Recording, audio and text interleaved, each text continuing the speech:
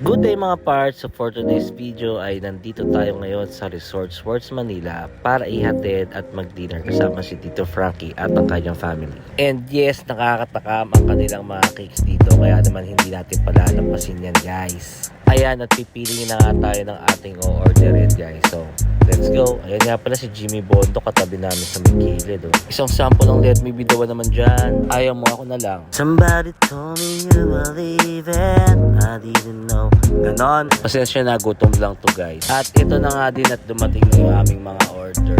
Nga pala, ang in-order nila ay sirloin beef tapa. Malambot, masarap at malinamnam naman yan. Tinikma ko din guys. Ito at dumating din yung ating drinks na sangria.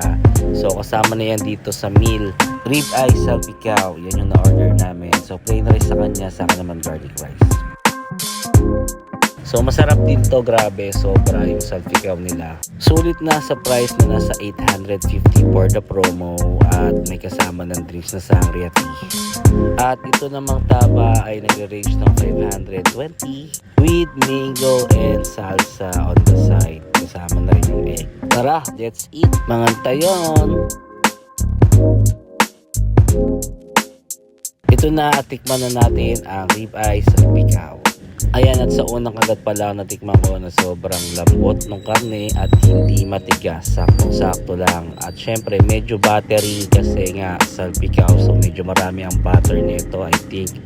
At syempre pag sinabi mong salpicao, dapat masarap yung pagka-garlicky ng flavor nito.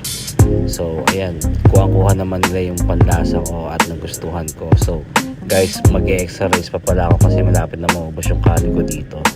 Ayan, at si Kat din, ayan, lakas kumain. Ayan, makita nyo sa video. Ayan, at magse-say present na nga tayo sa paghingi ng extra rice, kuya. Present! Ayan, isang extra rice nga po, kuya. So, naubos ko rin yung extra rice, guys. At ito, magdi-dessert na kami.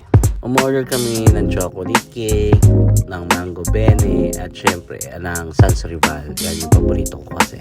Masarap kasi yung album nito, isa sa mga paborito ko. Tsaka yung tinapay niya, parang merengue, gano'n. Tsaka, syempre, yung feeling niya, hindi masyadong matamis. Tsaka, feeling blessed siya. Charot! Corny mo boy, kumain ka na nga lang dyan.